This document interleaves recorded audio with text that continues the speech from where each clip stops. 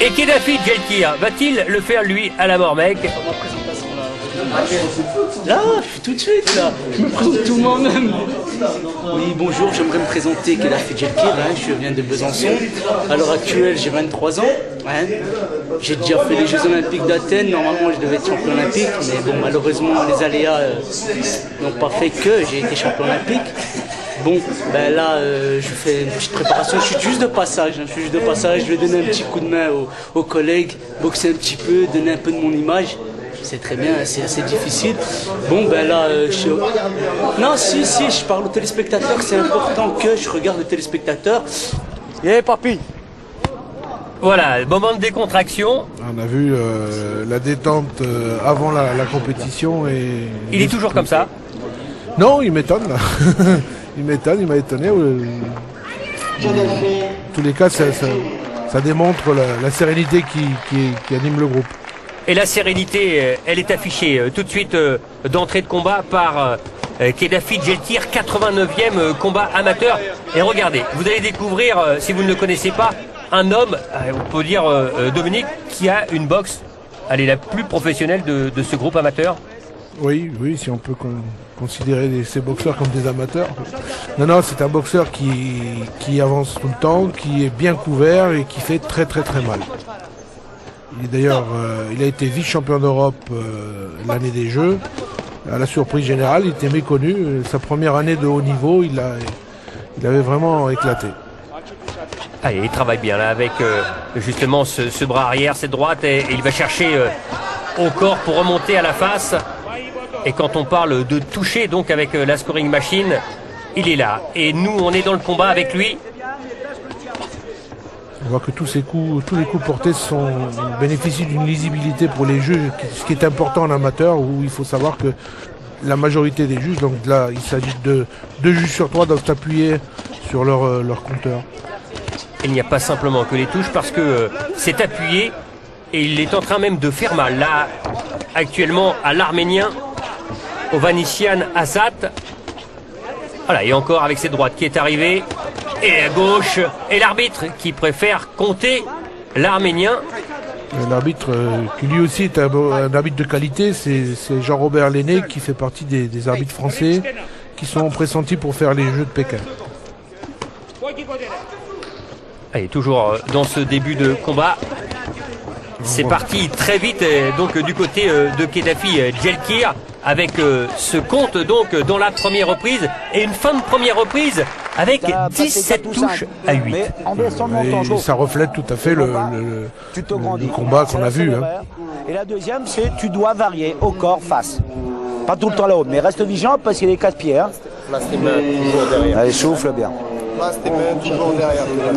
Tout le temps, garde serré. Une fois l'échange terminé, tu places les mains. Et tu coupes bien la route. Ouais. 17 à 8 à l'issue des 2 minutes. Dominique, c'est pas courant. C'est pas courant et on va dire même que au niveau international, une fois les 20 touches de différence atteintes, on arrête le combat pour infériorité. Donc on avait décidé d'un commun accord avec les Arméniens de ne pas faire valoir cette règle pour justement permettre aux boxeurs de s'exprimer, d'aller au bout de leurs possibilités. Et justement, parce que le travail, il est bien fait de la part de Kedafi Djelkir. Et les 20 touches, elles vont y être dans la 3e reprise. Et ce qui est fantastique, c'est qu'il utilise parfaitement toutes les surfaces de frappe, toujours en mouvement, toujours actif. Et la preuve avec un 2e compte, nous sommes là dans la 3e reprise.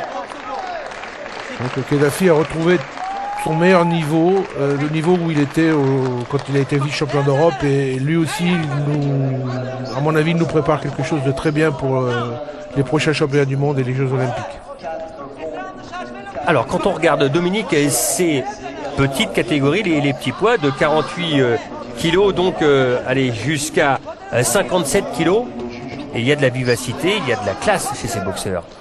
Et il y en a chez les autres aussi, on est d'accord, mais il y a l'expérience en plus. Là, on a quand même réussi à maintenir la majorité des garçons qui étaient sélectionnés à Athènes sur la préparation des Jeux de Pékin. Donc, il y a l'expérience en plus de la classe. Alors on va se retrouver encore dans le coin avec Aldo Cosentino. Il n'y a pas grand chose à dire là, quand ça marche bien. Garde serré, il est dangereux, hein. Ce gosse il est courageux, hein. Toujours vigilant, méfie-toi, le buste tout le temps avec garde haute. Tu dois t'approcher de lui, boum, un seul mais précis. Et après tu exploites derrière, corps face. Et tu reviens à cette mobilité du buste avec garde serrée, hein. Il faut être vigilant. Avec nous. Kedafi a beaucoup progressé dans le domaine défensif. C'est ce qui lui pénalisait auparavant. 42 à 20 avant la 4e et dernière reprise. Autant vous le dire, aucun autre boxeur durant ce France-Arménie n'a dépassé les 40 touches. Là, il en reste 2 minutes pour augmenter justement son compteur. Je pense qu'il a une domination permanente. Il a tout à fait bien géré son combat. Coupe la route, il est là, parfait au niveau de la défense. Donc non, je pense que vraiment on tient avec Kedafi un élément de choix pour les prochaines Olympiades. Et il avait besoin, on le sentait hein, avant ce combat, de briller, de bien faire, et puis de partir sur de bonnes bases, notamment pour cette saison 2006-2007. Avec le percle droit qui est passé, et toute la gamme vraiment des coups y est. C'est vrai que je pense comme vous que ce sera, après les Jeux, un très très bon boxeur professionnel et pourra peut-être redorer le blason un petit peu et rejoindre... Est-ce qu'il en a envie? Je pense qu'ils en auront envie s'il y a une médaille au bout à Athènes, à Pékin. Je crois qu'ils ont les moyens en tous les cas de réussir de très très belles carrières. Que ce soit lui, que ce soit Alab, que ce soit une grande partie de l'équipe olympique actuelle. Allez, les dernières secondes de cette 4e et dernière reprise. Combat bien sûr prévu en 4 reprises de 2 minutes et toujours cette précision de la part de Kedafi Djelkir. Ça travaille, ça touche et ça fait mal. On peut dire que sur ce combat, il a eu un parcours parfait, pratiquement par rapport à ses qualités et par rapport à la problématique que lui posait son adversaire. Voilà, le coup d'œil, les esquives et puis surtout être présent, toujours le premier. Et il ne laissait aucun espace à l'Arménien.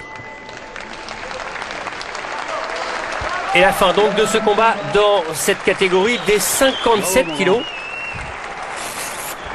Et il a raison, Aldo Cosentino, bravo, car le score est là. Sur le score de 25 à 55 touches, Kedafi Djelkir. Et Kedafi qu'on retrouve au bord du ring avec ses 30 touches d'avance.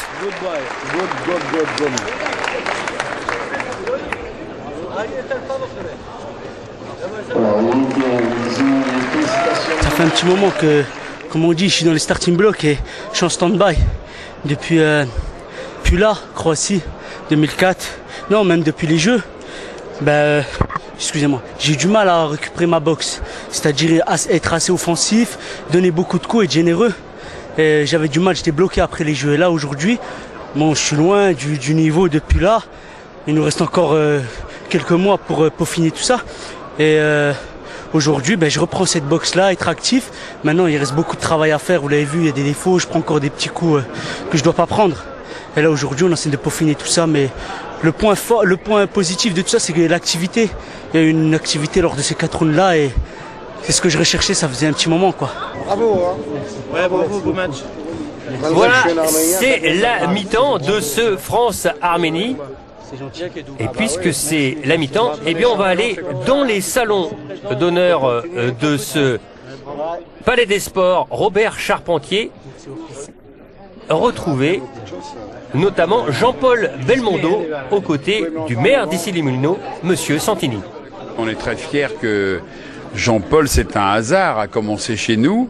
Il y a été très heureux et il a accepté de venir il y a quelques années quand on a refait les salles de boxe et qu'on leur a donné le nom Jean-Paul Belmondo. Et je trouve cette photo extraordinaire. Extraordinaire de tonicité, de force de douceur en même temps. Et c'est le patron du restaurant qui l'a gardé, qui l'a fait signer à Jean-Paul. Je crois qu'elle est unique d'ailleurs. Et effectivement, ce soir, nous sommes très heureux d'avoir France-Arménie avec de très grandes équipes de part et d'autre. Nous avons 5000 Arméniens sur la ville qui sont très fiers. Mais au point de vue boxe, les équipes de France sont vraiment au point. Et puis, Jean-Paul est en pleine forme, il réagit, donne son avis. Nous sommes vraiment très heureux ce soir. Il aurait presque envie de remonter sur le ring. Ah, si on le retenait pas, il irait. Ah voilà, la signature, Jean-Paul Belmondo.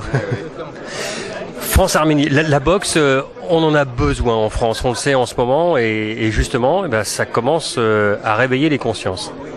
Ça réveille les consciences quand c'est un spectacle de qualité. J'ai été à Levallois l'autre jour, mon ami Valcani a très bien réussi son coup, les matchs étaient extraordinaires, et je réfléchis depuis le début à intégrer notre tout nouveau Palais des Sports dans un circuit de boxe.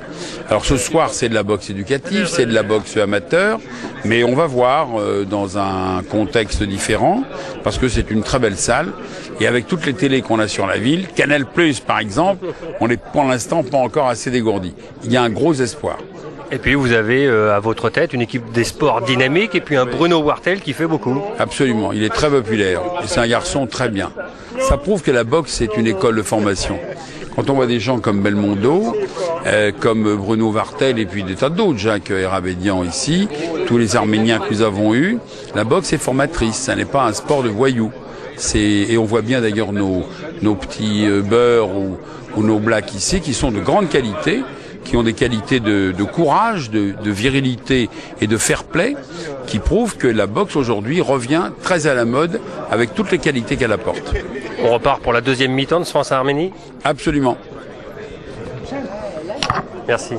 Et on y repart avec un guide de choix. Voilà, le ring qui va bientôt se remplir.